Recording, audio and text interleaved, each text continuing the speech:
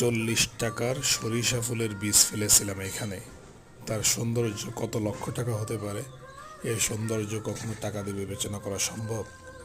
এই জায়গাটাতে এটা ওয়েস্ট জায়গা, এটা আমাদের বাসার সামনে বাউন্ডারির ভিতরে। এই জায়গাটাতে সাপ পোকামাকড়ের একটা আস্তানা ছিল। এখানে এখানে যে কেউ যেতে ভয় পেত যে সাপে যদি কামড় দেয়।